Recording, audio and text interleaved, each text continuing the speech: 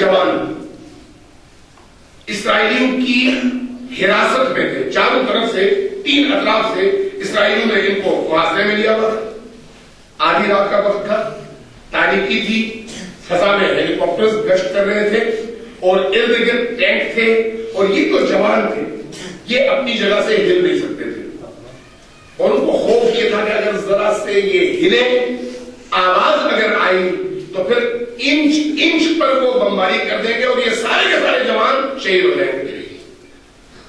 اس پلٹن کے کمانڈر نے ان جوانوں سے کہا کہ آپ میں سے کسی نے بھی اسلحہ نہیں چلانا، آواز نہیں کرنی، صرف حضرت زہرا کو یاد کریں، صرف حضرت زہرا کو یاد کریں، باقی چھوڑے خود پر، خود آپ نے کوئی حرکت نہیں کرنی، حرکت کریں گے یا کسی نے کوئی گولی چلائی تو پھر سب کے سب مارے جائیں گے۔ یہ یہاں کی اس میدان کی صورت ہے۔ پورے واشنگٹن میں وائٹ ہاؤس میں میڈم رائس وزیر خارجہ تھی، بیٹھی ہوئی جو قطر کا وزیر خارجہ اس کے سامنے بیٹھا، اس کے سامنے ہاتھ جوڑ رہا تھا کہ جنگ بند کروا دو، اور وہ مان نہیں رہی تھی، وہ نہیں مانی۔ یہ مایوس ہو کے واپس آیا قطر جانے کے لیے ایئرپورٹ میں۔ ادھر میدان جنگ میں یہ واقعہ سنایا سید حسن نصر اللہ نے، ذرا توجہ دیجیے گا۔ میدان میں اچانک ایک گولی چلی، اس گپ اندھیری رات میں ایک گولی چلی، گولی ایک جوان نے چلائی، اور جیسے ہی وہ گولی چلی ایک ہیلی کاپٹر گر کر تباہ ہو گیا۔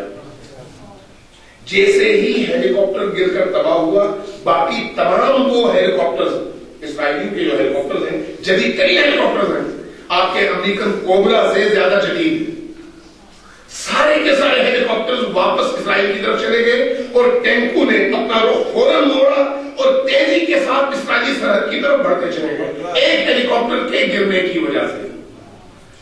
یہ جو نوجوانوں کا کمانڈر تھا، اس نے اس بندے کو، اس جوان کو پکڑا جس نے گولی چلائی تھی، کہا کہ میں نے تم سے کہا تھا کہ تم گولی نہ چلاؤ، تم نے کیوں ایسا کیا؟ تو وہ رو پڑا، کہنے لگا کہ آپ مجھے بتائیں کہ میں آپ کی مانتا یا بیوی دو عالم کی مانتا؟ کہا کیا مطلب؟ کہا کہ آپ کے حکم کی میں نے تعمیل کی، لیکن میں تبسم کر رہا تھا بیوی سے، اے بنت رسول ہماری مدد کیجیے۔ اچانک میرے کان میں آواز آئی تم کلاشنکوف اٹھاؤ اور گولی چلا دو۔ میں پہلے خاموش رہا، دوسری دفعہ آواز آئی، پھر خاموش رہا، تیسری دفعہ غضب کے ساتھ آواز آئی۔ جب آواز آئی تو میں نے گولی چلا دی، مجھے نہیں پتا میں نے کیسے گولی چلائی اور کس طرف چلائی، لیکن اس ایک گولی کا ہیلی کاپٹر کو لگنا، ورنہ ہیلی کاپٹر کو کلاشنکوف کی گولی وہ ایسا نہیں کرتی۔ جیسے ہی یہ اسرائیلی فوجی واپس چلے گئے، ظاہر اطلاع مل گئی، واشنگٹن میں اسی وائٹ ہاؤس میں میڈم رائس نے فوراً فون کیا قطر کے وزیر خارجہ، یہ آیا، کہا کہ تم جو بات کر رہے تھے کہ صلح کی کہ جنگ بندی ہو، ہم راضی ہیں اور تیار ہیں جنگ بندی کرنے۔ جنگ بندی ہو گئی۔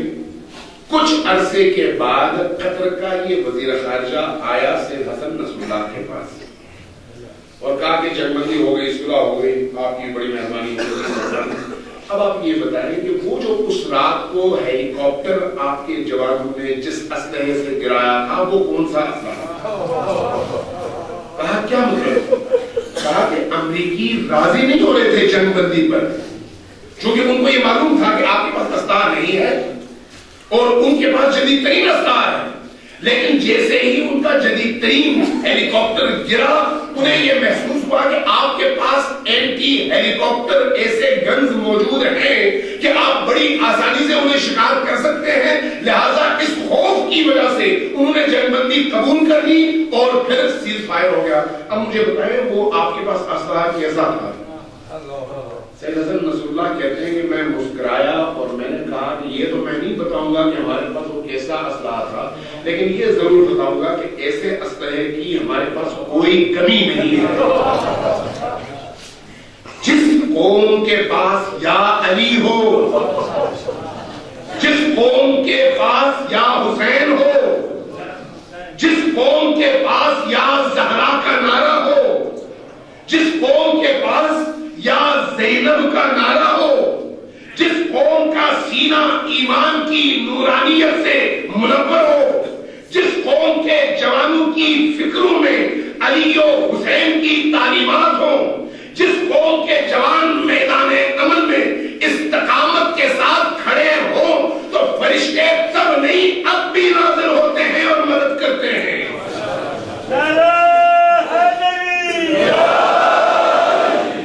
یاد رکھیے اور اپنے آپ کو اس کام کے لیے تیار کیجیے۔ آپ کا ایک جوان 200 لوگوں پر بھاری ہوگا اگر اہل ایمان، اگر ائمہ اہل بیت سے وابستہ ہو، اگر ائمہ اہل بیت کے دامن کو مضبوطی سے تھامتا ہو۔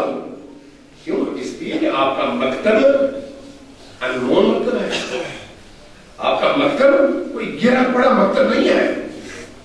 آپ کے مکتب نے بتایا ہے کہ جس قوم کے پاس یا حسین اور لبیک یا حسین کا نعرہ ہے، یاد رکھیے یہ بات، جس قوم کے پاس لبیک یا حسین کا نعرہ ہے اس قوم کی تقدیر میں شکست کہیں پر بھی نہیں ہے۔ یاد رکھیے، آپ کو حیرت ہوگی کائنات میں کوئی ایسی ہستی ہے حسین کے علاوہ جو انسانوں کے دلوں کے اندر زندہ بھی ہو اور انسان کے خون کی صورت میں اس کے پورے وجود میں دوڑتا ہو؟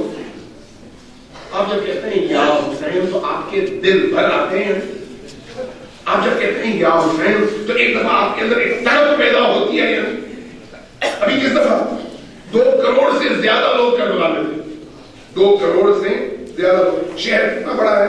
زیادہ سے زیادہ 20 لاکھ کا شہر ہے، 20 لاکھ کے شہر میں 2 کروڑ لوگ۔ اور عجیب بات یہ ہے، میں نے بعض دوستوں نے پوچھا، انہوں نے مجھے یہ بتایا کہ مراجع اعظام نے، مجتہدین نے فتویٰ دیا کہ کربلا کے جو رہنے والے باسی ہیں، جو وہاں کے اس علاقے میں رہتے ہیں، کربلا میں رہتے ہیں، ان پر حرام ہے کہ وہ ان 40 کے ایام میں کربلا میں رہیں، وہ اپنے گھر خالی کریں، کربلا سے نکل جائیں، اس لیے کہ کربلا ان ایام میں حسین کے زائرین کا مرکز ہونا چاہیے۔ اور عجیب کہ وہ لوگ اپنے گھروں کے دروازے کھلے چھوڑ کر نکل گئے اور پورا شہر حوالے ہوا کس کے؟ زائرین حسین۔ کسی کو اپنے فرش کی پرواہ نہیں کی، کسی کو اپنے گھر کے سامان کی پرواہ نہیں کی، کسی کو چوری کا خوف نہیں تھا۔ مجھے بتائیں مکہ میں ایسا ہوتا ہے؟ مدینہ میں ایسا ہوتا ہے؟ کسی دنیا کے اور شہر میں آپ تصور کر سکتے ہیں؟ نہیں۔ کیوں؟ اس لیے کہ وہاں حسین نہیں ہے اور یہاں حسین ہے۔ حسین کون ہے؟ عاشقوں کے دلوں کا کعبہ ہے۔ جس حسین سے اختلاف ہے ان کے اذانوں پہ پکار پہ ہمارا اعتبار نہیں ہے۔ حسین کون ہے؟ محمد صلوات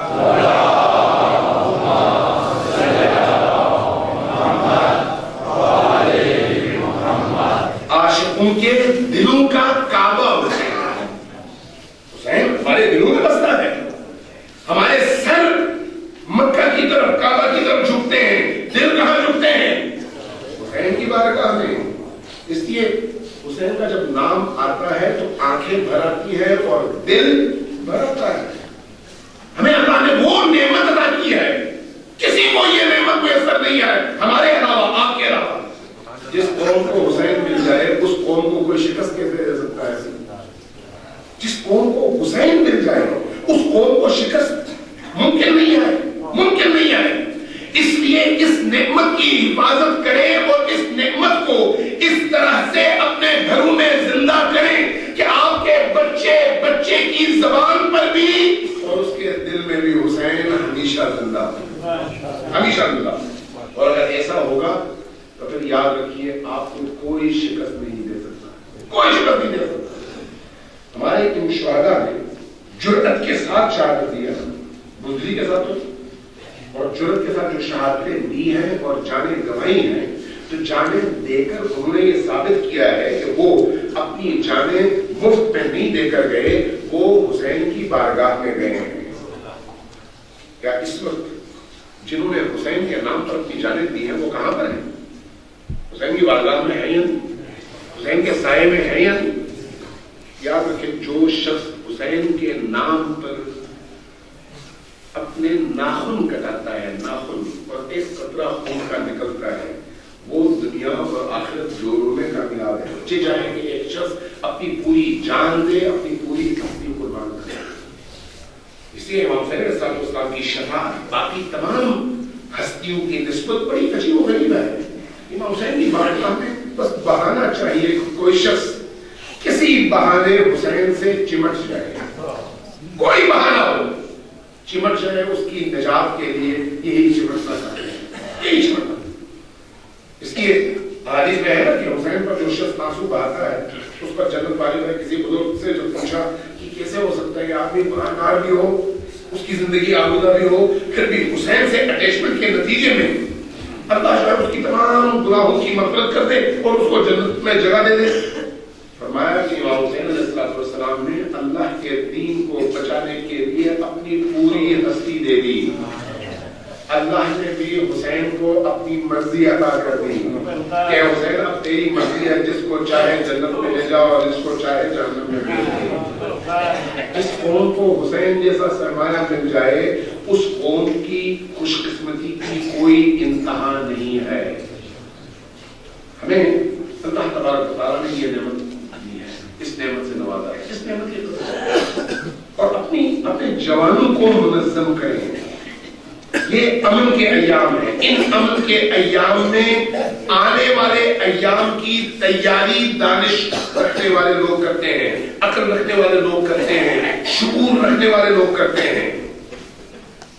ابھی سے اپنی تیاری کر لیں، اس لیے کہ آپ کے اس علاقے میں جس طرح کی سازشیں ہو رہی ہیں اور جس کا لاوا پک رہا ہے وہ ہمارے ہی لیے ہے، ہمارے ہی خلاف ہے۔ ہم تیار ہوں گے تو دشمن کو شکست ہوگی، اور اگر ہم غفلت میں رہے تو پھر غفلت میں مارے جائیں گے۔ اللہ تبارک و تعالیٰ آپ کی جوانی میں برکت عطا فرمائے، آپ کی توفیقات خیر میں اضافہ فرمائے۔ صلوات بھیجے محمد علیہ۔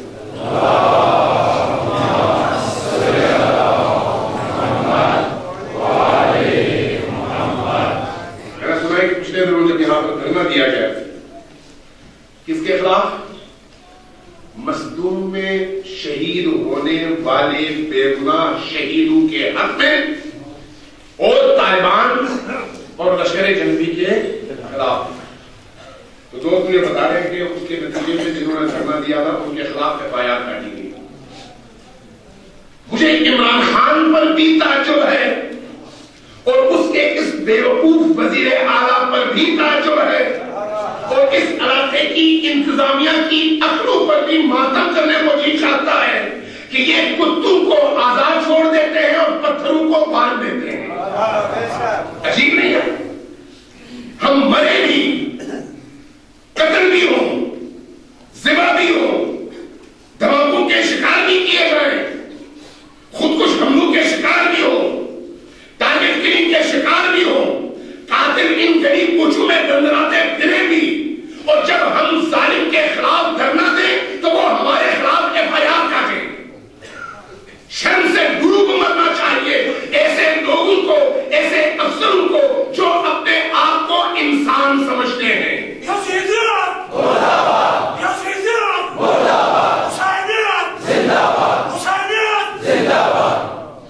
یزیدیت کے سر پہ سین نہیں ہوتے، یزیدیت عمل کا نام ہے، اور عمل کون سا؟ ظلم کا ساتھ دینا اور مظلوم کو مزید کچلنا۔ اگر اس طرح کی کارروائیاں نہیں، اگر اس طرح کے مظالم ڈھائے جاتے رہے تو کیا گارنٹی ہے کہ کل کسی شہید کا بیٹا بھی اپنے سینے سے بم باندھ کر آگے تمہیں تباہ نہ کر دے؟ یہ صرف مرنا ہماری تقدیر میں تو نہیں لکھا ہوگا۔ کوئی بھی انتہا پسندانہ قدم اٹھا سکتا ہے، کیوں؟ جب وہ دیکھتا ہے کہ ظلم کی انتہا ہو گئی ہے اور مظلوم کو مزید مارا جا رہا ہے۔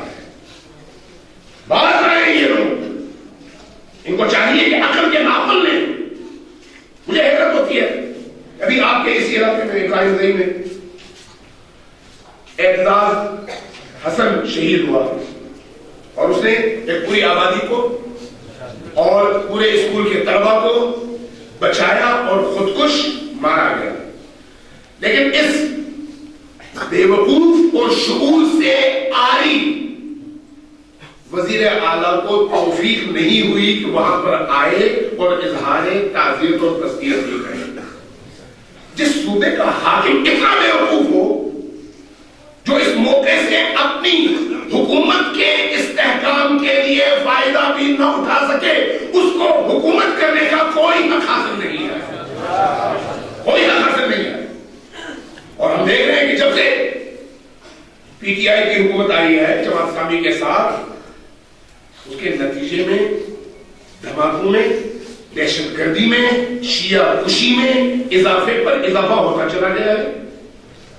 باقی صوبوں میں پھر بھی صوبے کا وزیر اعلیٰ افسران اظہار تسلیت کرتے ہیں, اظہار تعزیت کرتے ہیں, اگرچہ زبان ہی سے صحیح ہمدردی کا اظہار کرتے ہیں, لیکن یہ بے غیرت مجھے نہیں معلوم کتنے بے غیرت ہیں اور بے غیرتی کے کتنے ریکارڈ توڑنا چاہتے ہیں کہ کم از کم اپنی زبان سے تو بول بھی نہیں بول سکتے.